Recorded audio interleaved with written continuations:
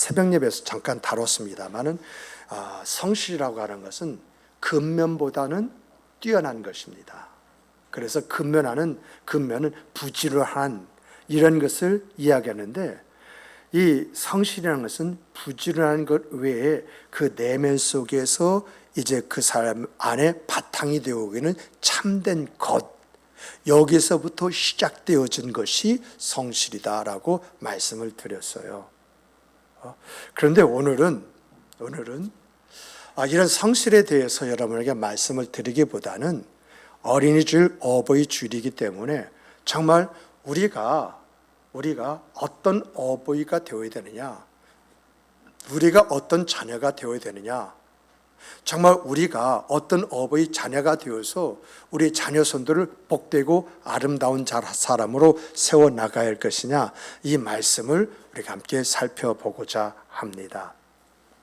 제가 지금까지 목회를 해오면서 이런 말을 들었어요. 어떤 말 들었냐면은, 정말 그 부모는 조금 모자라고 부족한 것 같은데 그 자식 새끼들은 참 잘 되었다, 이런 말을 들었고요.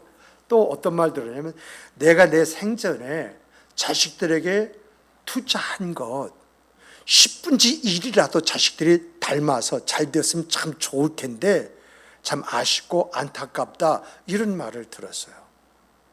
정말 여러분과 제가 내 자식이, 내 후손이 잘 되어지기 위해서 참 그런 마음을 가지고 내가 가지는 모든 아낌없이 다 쓰잖아요. 그런데 내 자식이 내가 원하는 만큼 그렇게 세워졌습니까?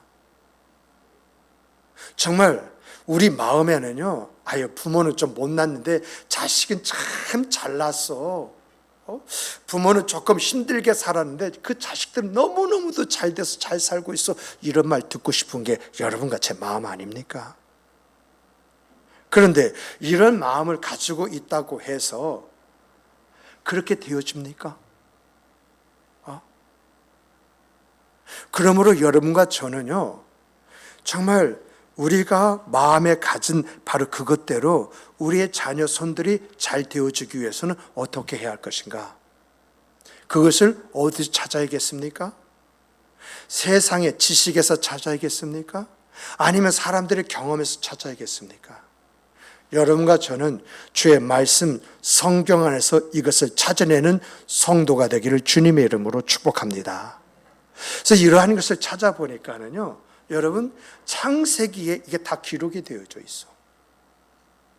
창세기 1장부터 11장까지 보면은요, 하나님이 천지를 창조하셨고 인류가 어떻게 확장되어져 갔는지 이것을 보여준다면 12장부터는요, 하나님께서 어떤 사람을 선택하셨느냐, 또 하나님께서는 그 사람에게 어떻게 역사해 주셨느냐, 이것을 보여주고 있거든요.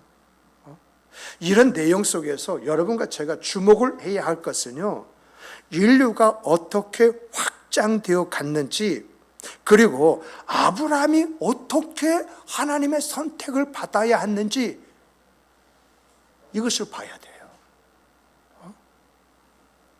여러분, 아브라함이 어떻게 하나님의 선택을 받은 것일까요?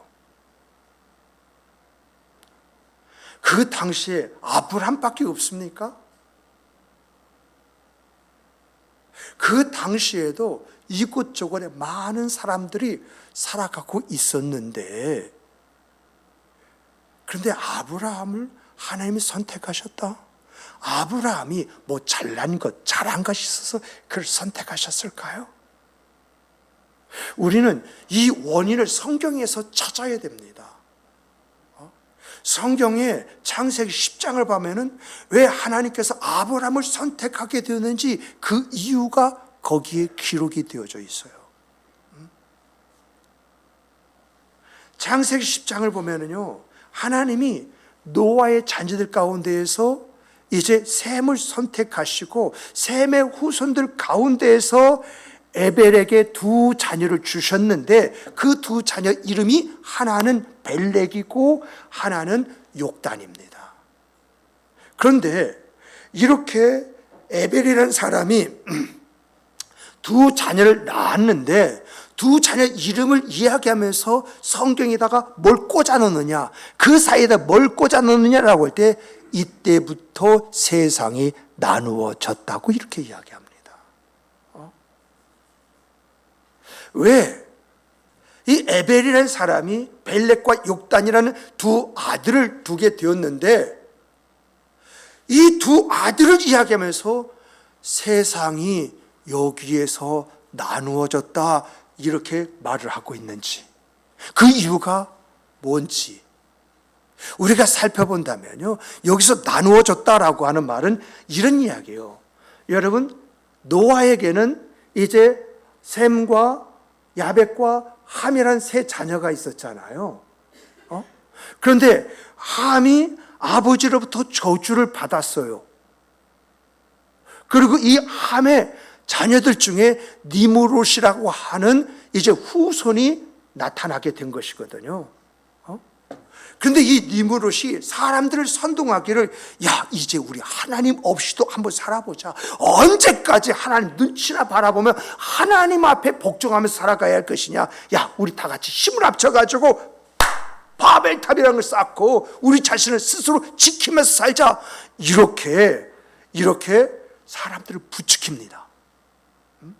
그러자 야베 후손들이 가만히 생각하니까 니므롯의 말이 맞는 것 같거든요. 그래서 니므롯의 말에 동조해버립니다. 이렇게 함과 그리고 야벳의 후손들이 하나가 되어가지고 이제 셈의 후손들에게, 야, 너희도 바벨탑을 쌓는데 동조해라, 참여해라, 이렇게 말을 합니다. 그러자 셈의 후손들은, 우리는 그럴 수 없어. 그것은 창조주 하나님에 대한 우리 인간의 모습이 아니야 하고 거절을 합니다. 그런데 이런 거절을 하면 할수록 함과 야벳의 그 후손들이 집요하게 셈의 후손들을 압박하고 협박을 하는 거예요. 그러던 중에 이 셈의 후손 중에서 에벨이 욕단과 이제 벨렉이라는 그런 자녀를 낳거든요. 이런 자녀를 낳는데 이 욕단의 아들이 이 함의 그 후손과 야벳의 후손의 그러한 요구에 알았어. 나와 내 가정과 내 후손들은 너희들이 말하는 대로 바벨탑 쌓는 것에 내가 동참할게. 이렇게 말을 해요.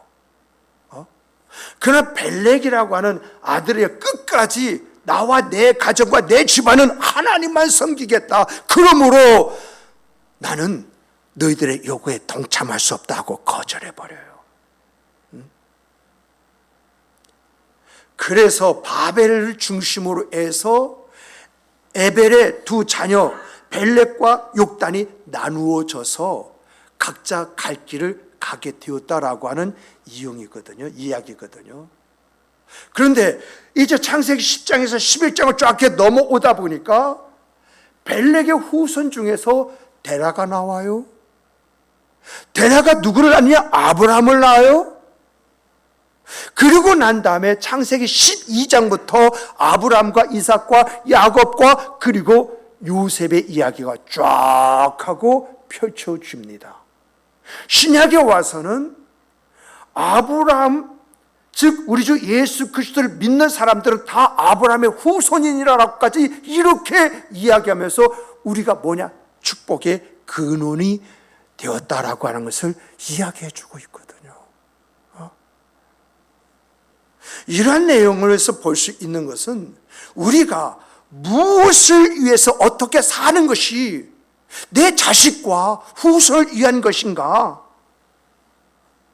내가 어떤 것을 선택해야 되는가? 하나님을 선택해야 되느냐? 그렇지 않으면 세상을 선택해야 되느냐? 하나님의 말씀을 선택해야 되느냐? 사람의 말을 선택하느냐? 이것이 내 자녀의 미래와 후손들의 앞날을 결정하는 것이다 라고 하는 것을 어디서 보여줘요? 창세기 10장에서부터 아니 6장에서부터 10장을 거쳐서 12장에서 그리고 50장에서 그리고 인류의 역사 속에 이것을 우리에게 보여주고 있다는 것입니다. 오늘 살펴볼 이 본문의 말씀 있지 않습니까? 이 본문의 말씀에서 우리의 자녀들을, 우리의 후손들을 어떤 복된 자녀와 후손으로 만들 것이냐, 어떤 부모가 되어야만이 자녀가 복되고 후손이 잘 되어지는 그런 역사, 그 장을 펼칠 수 있을 것이냐, 이것을 말씀해 주고 있거든요. 이런 내용을요, 저는요, 아브라함과 이삭과 그리고 야곱과 요셉을 통해서 설명을 하려고 합니다. 여러분, 우리가요, 결론적으로 말하면 요셉이 어떤 사람이죠? 요셉이 애굽의 총리가 되었습니다. 오늘날로 말하면 최대 강국이라 말할 수 있는 그러한 이제 미국의 국무총리가 되었다는 그런 이야기인데, 실권으로 따지면요, 그 당시가 더 막강해요. 그런데 이 요셉은요, 왕이 죽으면요 다 실각하잖아요. 그런데 왕이 죽고 새로운 왕이 등극했음에도 불구하고 요셉은 계속 총리로 있는 거예요. 얼마나 인정을 받으면 왕은 바뀌어도 총리는 바뀌지 않을 수 있겠습니까?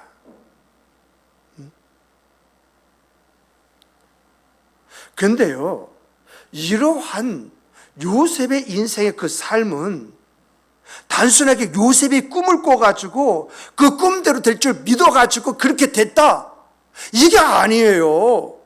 성경 전체를 바라보게 되어지면 성경에서 가르쳐주고 있는 것이 뭐냐라고 할 때에 창세기 12장에서부터 나오는 아브라함과 이삭과 야곱, 이 축복이 요셉에게 나타나기 시작했다라고 하는 이야기이거든요. 그러므로 어떻게 해서 요셉과 같은 그러한 후손들을 만들었냐라고 했을 때에는 그 전태, 그 부모와 할아버지와 그 조상이 어떻게 살았느냐, 어떻게 살았기에 이런 결과가 주어지고 나타났는가, 이것을 볼 줄 아는 눈이 여러분과 저의 눈이 되어야 된다라고 하는 것입니다. 그러므로 창세기를 바라보면서 창세기가 나에게 주는 교훈이 뭐냐라고 할 때, 너는 축복의 들러리가 되지 말고 축복의 주인공이 되라. 바로 이 말씀이 아닌가, 저는 그렇게 생각을 해요. 그러므로 오늘 우리가 어린이 주일과 어버이 주일을 맞이해서 아브라함과 이삭과 야곱의 신앙을 살펴보면서 복된 우리가, 부모된 우리가 신앙 안에서 가져야 할 모습이 무엇인지, 자녀들에게 보여줘야 할 모습이 무엇인지, 자녀들은 무엇을 보고 배우고 품고 살아가야 하는지를 알고 복된 가정, 은혜가 넘치는 집안, 자손 대대로 하나님의 붙드심, 인다심, 역사심이 있는 가문이 되기를 바라는 이 마음으로 이 말씀을 준비하고 이 말씀을 여러분에게 드리게 된 것입니다. 자, 우리 함께 따라서 해보십시다. 내 가정을 복된 가정으로 만들자. 내 집안을 일으키자. 내 집안을 은혜가 넘치는 가문으로 만들자. 예, 끝에가 좀 길었는데, 예, 긴 것도 여러분이 잘 소화했습니다. 정말 내 가정을 복된 가정으로 만들어야 되지 않겠습니까? 내 집안을 일으켜야 되지 않겠습니까? 내 집안을 은혜가 넘치는 가문으로 만들어야 되지 않겠습니까? 우리가 이런 가정, 집안, 가문을 만들기 위해서는요, 첫 번째가 따라서 해보십시다. 하나님의 말씀에 철저하게 순종하는 부모가 되자. 다시 한번 해보십시다. 하나님의 말씀에 철저하게 순종하는 부모가 되자. 잘 생각해 봅시다. 우리가 우리의 힘과 능력으로 아브라함처럼 복된 가정을 만들 수가 있고요, 아브라함처럼 무엇이든지 잘 되는 그러한 집안으로 만들 수가 있고요. 아브라함처럼 자손이 잘 되고 이름 있는 가문으로 만들 수 있습니까? 그럴 수 없다면 우리가 어떻게 그런 가정, 그런 집안, 그런 가문을 만들 수 있겠습니까? 제가요, 목회를 하면서 배우고 보고 듣고 알게 된 것은요, 잘되기 원하면 잘된 사람을 가까이 하고 단칸방에 살아도 이제 잘된 사람 옆집에 살아라. 멋지게 살기를 원한다면, 이 멋짐이라는 것은 다양하죠.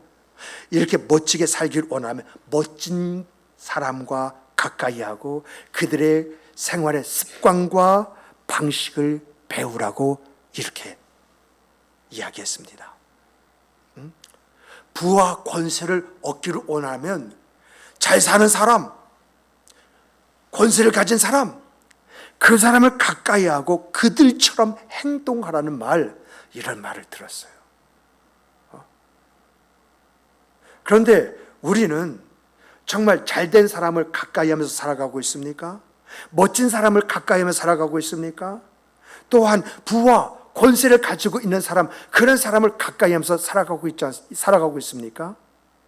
사실 그런 마음은 있다 할지라도 그렇게 살아가지 못하는 게 여러분과 저희잖아요. 그런데 그럼에도 불구하고 이러한 우리의 욕구, 이 욕구를 채울 수 있는 방법이 무엇인가요? 어떻게 하면은 나의 이런 욕구를 좀 채울 수 있는 그러한 것을 경험하면서 좀 복되고 아름답게 살아갈 수 있을까요?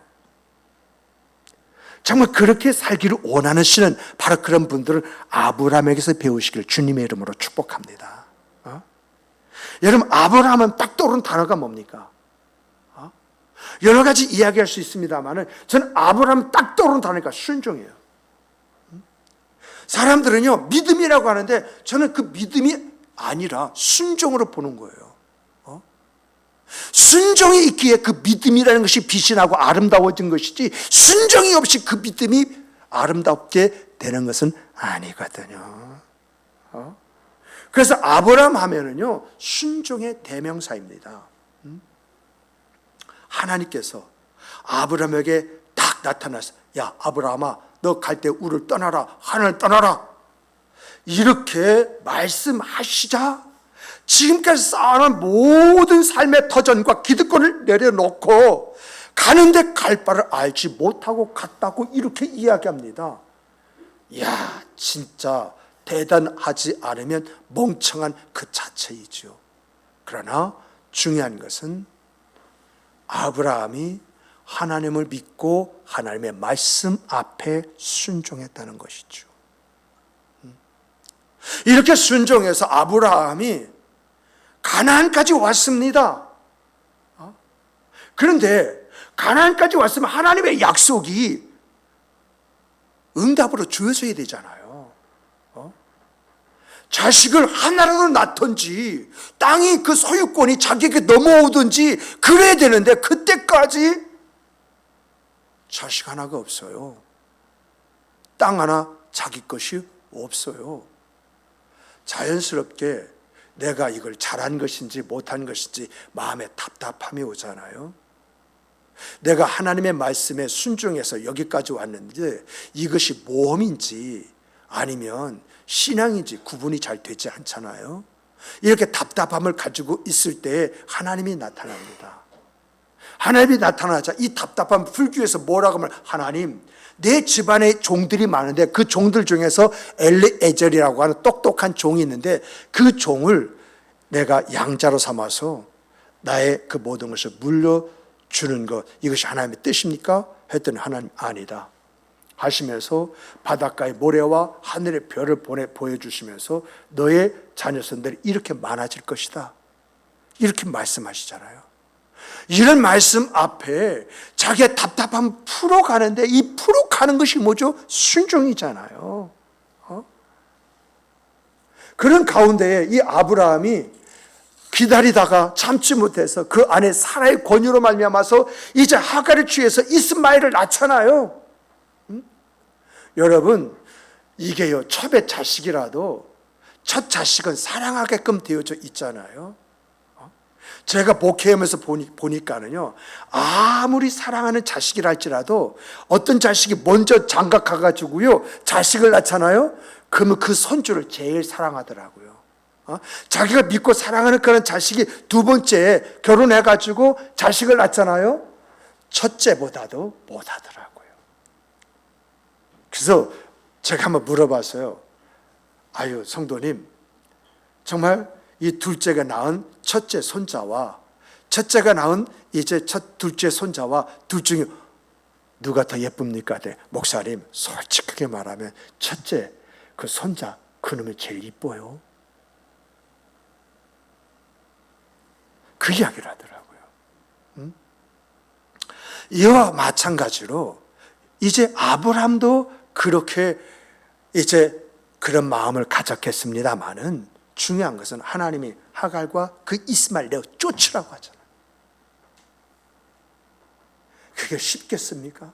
마치 자기의 팔 하나가 떨어져 나가는, 이삭이 있다 할지라도 여러분, 아들 하나와 아들 둘은 다릅니다.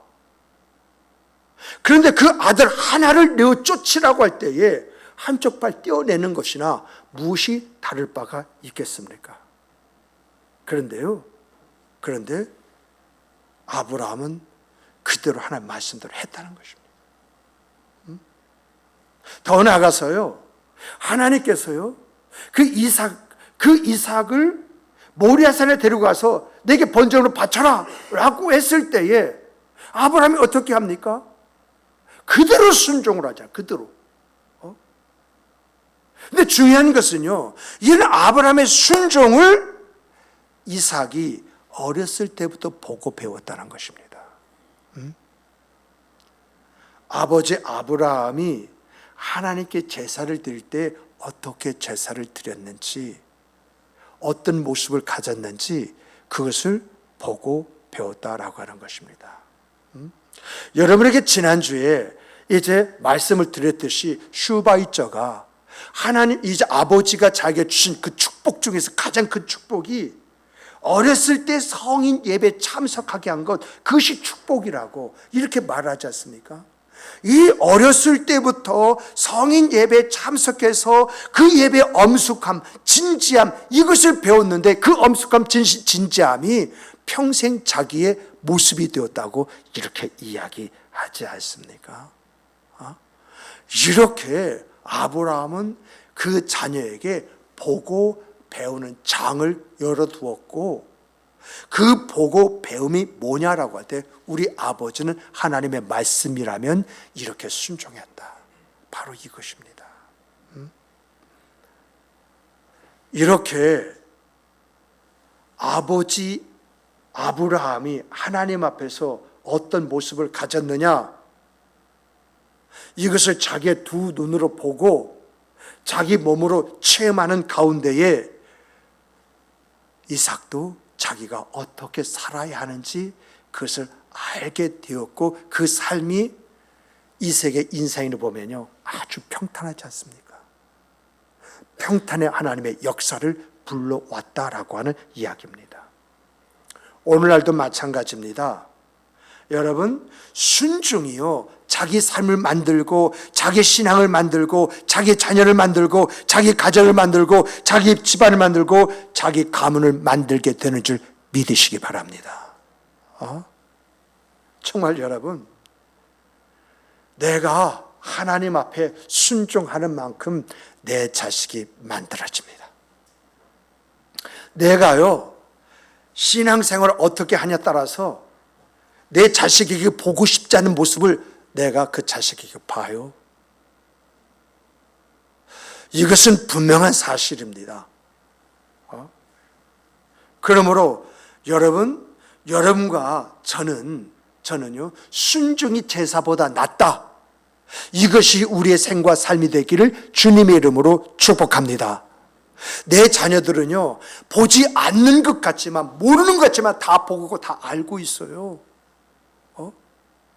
그래서 내 자녀는요, 내가 신앙생활 한 만큼 그게 최대치입니다. 그 이상, 그 발전한다? 그건 성령께서 강권적으로 역사해 주기 전에는요, 사실 그 모습 갖기 어렵습니다. 그래서 저도 정말 애들에게 어떤 아버지가 되어야 할 것인가. 저는 제 아들에게 목사 되라는 말은 지금까지 단 한 번도 해본 적이 없습니다. 그러나 아이들에게 보여주고 싶은 것은 어떤 신앙인이 되어야 할 것인가, 이것을 보여주기 위해서 애를 씁니다. 다행스럽게 아이들이 내가 여기저기에서 목사님들 많이 봤지만은 우리 아빠, 우리 엄마 같은 사람은 찾아보지 못했어요. 이런 말을 들었는데, 이런 말을 들을 때, 야, 내가 잘못 산 게 아니라 잘 살고 있구나. 이 아들에게는 이런 모델이 있구나. 이런 것을 생각할 때 얼마나 감사한지 모릅니다. 정말 여러분들은 여러분의 자녀에게 나는 이런 아버지, 나는 이런 어머니였다고 하는 그 신앙을 보여주는 성도 여러분이 되시길 주님의 이름으로 다시 한번 축복합니다. 축복합니다.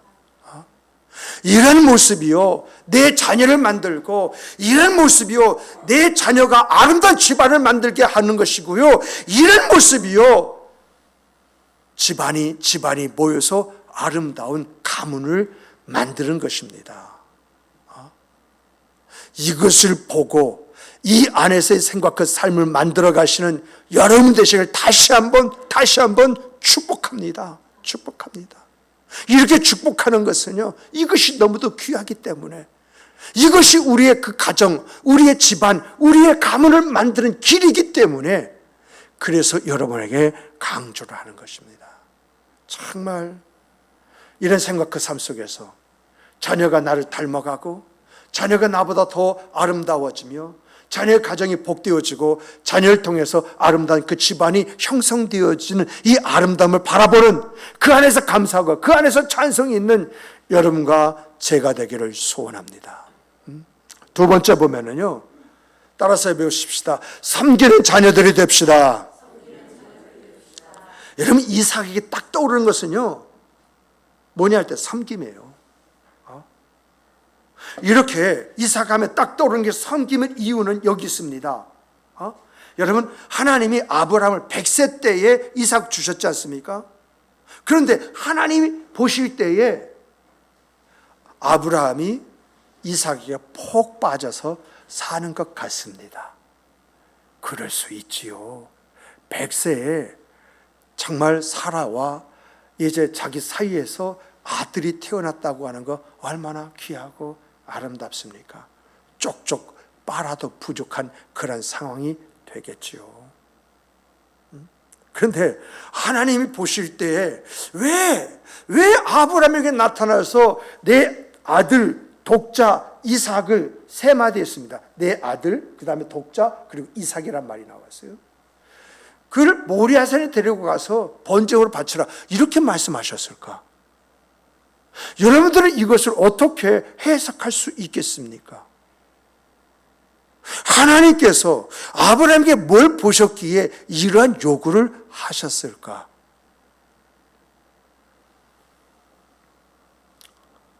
하나님은요, 아브라함을 시험하시고 내가 내 독자 아들 그 이삭보다도 나를 더 사랑한 줄 내가 이제 알았노라 라고 했을 때에 아브라함을 시험하기 위해서 이 시험을 하셨구나 라고 하는 것을 알 수가 있지요. 그러나 이런 말씀을 들을 때에, 이런 말씀은요, 기분 좋은 말씀이 아닙니다. 어떤 면에서 아브라함의 입장에서는 청천벽력과 같은 그런 말씀이죠. 이것을 사라가 알면 뒤집어지는 그런 이야기잖아요. 근데 무엇보다도 이때 이삭의 나이가 10대 후반 아니면 20대 초반이라고 이렇게 말합니다. 그러면 아브라함의 나이는 120세 언저리가 되지 않겠습니까? 과연 이삭이 자기 자신을 아버지가 번제로 드린다 해서 스스럼 없이 내어놓을 수 있겠습니까? 여러분 120세와 20대 전후반 한번 생각해 보십시다. 누가 더 날렵하고 힘이 세겠습니까? 그러므로 이삭을 데리고 모리아 산에 가서 제물을 바친다고 하는 것은 아브라함에게서 버거운 일입니다. 할 수 있는 일이 아니죠. 할 수 있다고 해서 마음대로 될 수 있는 그런 일이 아닙니다. 우리가 이것을 전제하고 이 말씀을 볼 줄 알아야 돼요. 그래서 아브라함은요, 동기는 있다 할지라도 과정과 결과는 하나님 앞에 맡기고요, 하나님 앞에 자기 마음을 보이는 것이 모리아로 가는 3일 길이고요, 그리고 이삭을 묶어서 번제를 드리는 그 모습이에요. 하나님이 이렇습니다 라고 하는 자기의 마음을 보여주는 것, 이것이 아브라함의 모습이었거든요. 그런데 여러분, 이 이삭은요, 아무것도 모른 채 따라가잖아요. 가는 아버지, 번제 쓸 나무도 있고 불은 있는데 번제 쓸 양은 어디 있습니까? 라고 이렇게 묻잖아요. 그게 전부잖아요. 근데 아브라함이 뭐라고 말합니까? 번제 쓸 양은 하나님이 준비하셔서, 이 말에 이삭이 혹이 내가 그 제물은 아닌가, 이런 생각을 했다고 하잖아요. 그리고 난 다음에 모리아산에 도착을 했습니다. 하나님이 지시한 그 장소까지 올라왔습니다. 그리고 번제단을 만들고요, 그 번제단에 이제 번제를 태워서 이제 하나님 앞에 바칠 나무 창작을 다 쌓아놨습니다. 쌓아놨는데 번제를 쓸 양이 없습니다. 그럴 때에 아브라함과 이삭의 눈이 딱 하고 마주칩니다. 마치 마법에 이끌린 것처럼요, 이끌린 처럼 아버지가 이삭아 번제단 위에 올라가라 하면 올라갔고요, 아버지가 그를 묶기 위해서 가만히 있으라면 가만히 있었고요, 손을 내밀라 하면요 손을 내밀었고, 야 다리를 좀 오물려라 하면 다리를 오므렸다는 것입니다. 이렇게 묶였을 때에 이삭의 입장에서 보면 그것은 이미 죽은 목숨입니다. 그래서 창세기 22장 9절에서 결박했다는 말, 그 단어를 뭘로 썼느냐?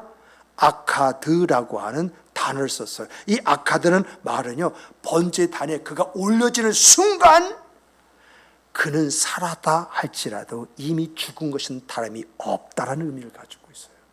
그러니까 하나님 보실 때에는 아브라함은 이제 이삭을 묶어가지고 번제단에 올려놨고, 이삭은 이제 번제단에 묶인 상태로 있었던 바로 그것입니다만은, 하나님 보실 때는 이미 그것은 죽은 것이다, 내게 드려진 것이다, 이렇게 그것을 받으셨다는, 그래서 아카드라는 단어를 사용하고 있는 것이거든요.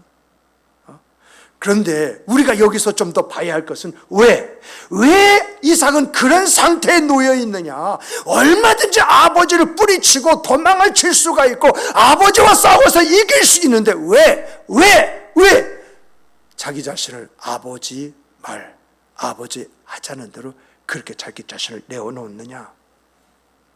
또 이것이 어떤 결과를 가져오느냐라고 할 때 이것이 바로 섬김이라는 거예요. 아버지를 섬기고 하나님을 섬기는 이삭의 신앙의 행위였었다라고 하는 그런 이야기예요. 이처럼 이삭은 아버지 아브라함이 자기에게 행하는 행위가 아버지의 생각 속에서, 감정 속에서, 의지 속에서 나온 것이 아니라 하나님의 말씀이 있었기 때문에 이러한 일을 나에게 행하는 것이다. 그러므로 자기 아버지 아브라함이 할 수 있는 것은 자기 자신을 제단 위에 제물로 내어놓는 것밖에 없다. 그러므로 내가 어떻게 반응해야 할 것인가? 내가 지금까지 자라오면서 내 아버지에게 보고 배운 것이 무엇인가? 어떻게 하는 것이 아버지 하나님이 제사를 드릴 때 가지던 그 모습을 내가 가질 수 있을 것인가? 이런 생각 속에 그는 아무런 반응도 하지 않았다는 것입니다. 이러한 모습을 바라보신 하나님이 아카드, 그래, 너는 이미 나에게 제물로 바쳐진 몸, 이렇게 여기셨다는 그런 이야기입니다. 정말 이러한 모습을 보면서 느껴지는 것은요, 여러분, 이삭은 아버지의 영성을 그대로 물려받았다는 것입니다. 정말 아브라함이 보여주고 행한 것, 이것이 이삭에게 그대로 전수되었다는 그러한 이야기입니다. 오늘날도 마찬가지입니다. 내가 자식에게 어떤 모습을 보여주느냐, 그 모습이 그 자식의 모습이 되어집니다. 내가요, 하나님 앞에 헌금을 드리되 정말 꼬깃꼬깃한 것, 은행에서 바꿔서 새 것으로 하든지 내가 새 것이 없다고 한다면 그것을 다리미로 피는 그런 모습을 자식이 보면서 자식도 그렇게 헌금을 드리는 거예요. 저희가 그저 헌금을 때 아주 깨끗하고 아주 깨끗한 신빙이라고 말하죠. 그런 것을 드리는 이유가 어딨냐? 내 부모가 그렇게 했어요. 내 부모가요, 힘들고 어려웠을 때는 주의 이름을 찾으면서 밤을 새도록 부르짖는 부르짖음이 내가 힘든 일을 만났을 때에 내 기도의 내용이 되어버렸어요. 내 부모가 받았던 그 하나님의 응답이 오늘 나에게 주어지는 하나님의 응답이 되었기에 내가 내 어머니의 그 모습이 내 안에 있는 거예요. 그런데 내 어머니가 적당히 신앙생활을 하는 것, 그것을 보고 배웠다면 내가 어떻게 신앙생활을 하겠습니까? 그저 내 어머니가 후주머니에서 이게 손에 딱 잡히는 거, 그걸 딱 꺼내서 헌금을 드렸다고 한다면 내가 어떻게 하나님 앞에 예물을 드리겠습니까? 정말 내가 어떤 모습을 하나님 앞에 갖느냐, 이것을 내 자녀들이 본다고 한다면 신앙생활이라는 것은 이렇게 하는 것이구나, 이것을 알고 신앙생활하지 않겠습니까? 오늘날이요, 목사와 장로와 권사의 집안의 자녀들이 신앙생활 안 하는 자녀들이 태반이라고 합니다. 그리고 네 종교가 뭐야? 예, 기독교입니다 하면서 덧붙이는 말, 우리 아버지가 목사고요, 우리 아버지가 장로고요, 우리 어머니가 권사예요, 이 말 한다는 것이죠. 그런데 그 말을 묻는 사람이 왜 그 말을 물어봤겠습니까? 하는 꼬락서니가 영 아니거든. 이 녀석이 왜 이렇게 됐는지 궁금하거든. 그래서 물어보는 것이잖아요. 그런데 자랑스럽게 물어보는 사람의 의미도 모르는 상태에 내 종교는 기독교고요, 내 부모는 누구고요, 그렇게 말한다는 것이죠.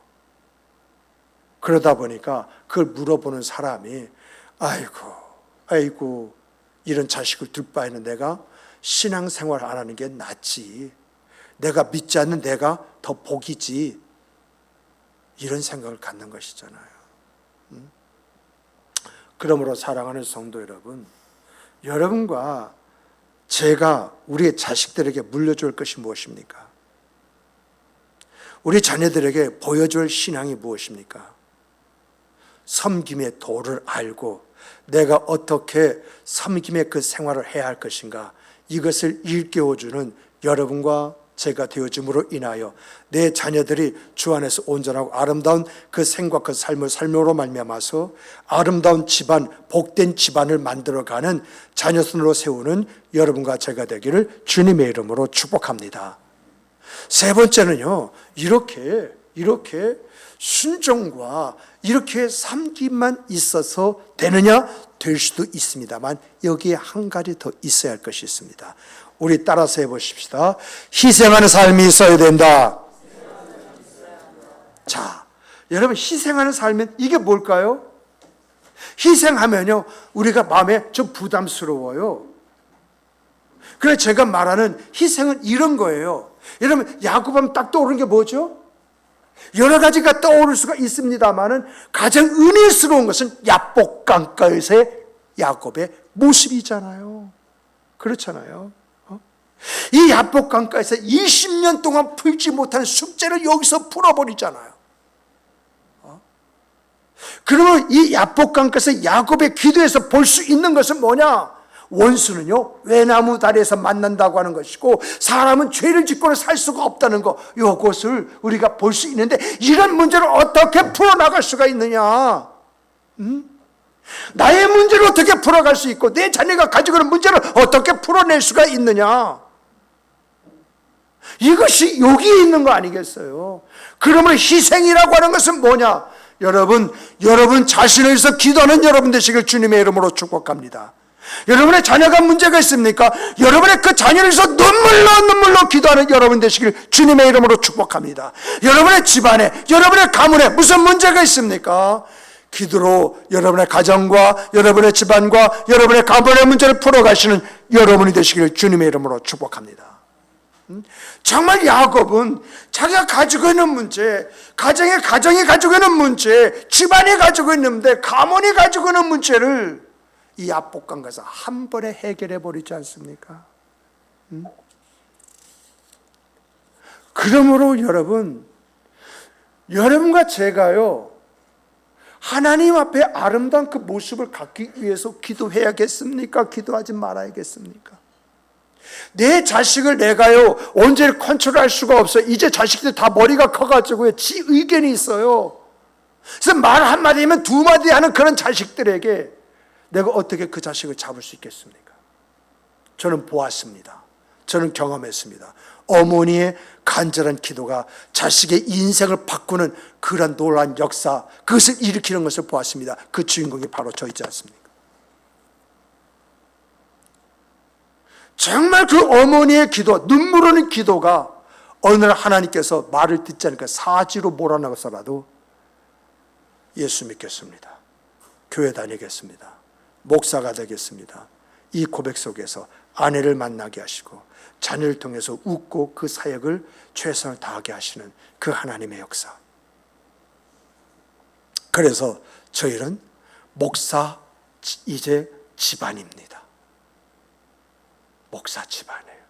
그러면 이제 목사 집안이 그 자녀들이 아름다운 가문을 만들어야 되지 않겠습니까?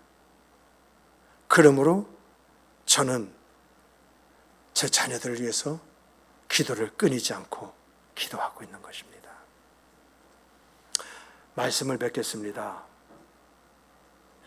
기도가 있는 사람이 순종을 합니다. 왜요? 우리 안에 성령이 계시잖아요. 그 성령을 부르는 방법이 바로 기도지 않습니까? 정말 내가 기도하는 그 기도 속에서 성령이 내 안에서 충만하게 역사심으로 내 중심이 되게 하지 않습니까? 또 이러한 기도가 있으면요, 자연스럽게 나를 위해서 살아가는 것뿐만 아니라 다른 사람 그 입장도 고려하면서 내가 어떻게 사는 것이 모두에게 유익한 생과 삶인가, 이것을 깨달아 알고 그런 생과 그 삶을 추구하게 되어져 있습니다. 이렇게 기도가 있는 가정은요, 화목합니다. 하나님의 역사가 그 사람을 붙들어 주시는 것으로, 그 자녀들을 세워 주시는 것으로 내 눈에 보이고 내 오감이 느껴지고 내가 확신하기 때문에 나는 화목한 그런 생과 삶을 살 수 있는 것입니다. 이러한 삶의 결과가 뭐죠? 이렇게 기도하면서 순종하고 기도하면서 섬겼더니 어떻게 됩니까? 요셉이라고 하는 후손의 생과 삶이 나오지 않습니까? 이렇게 여러분과 저는 성경을 단락으로 보는 것이 아니라 통으로 보고 이 안에 담겨 있는 하나님의 역사가 무엇인가? 이 역사를 통해서 나에게 주는 교훈이 무엇인가? 이것을 가슴에 품고 믿음 안에서 이 하나님의 역사를 이루어가는 성도 여러분이 되시기를 주님의 이름으로 축복합니다. 축복합니다. 축복합니다. 우리 함께 기도하시겠습니다. 귀한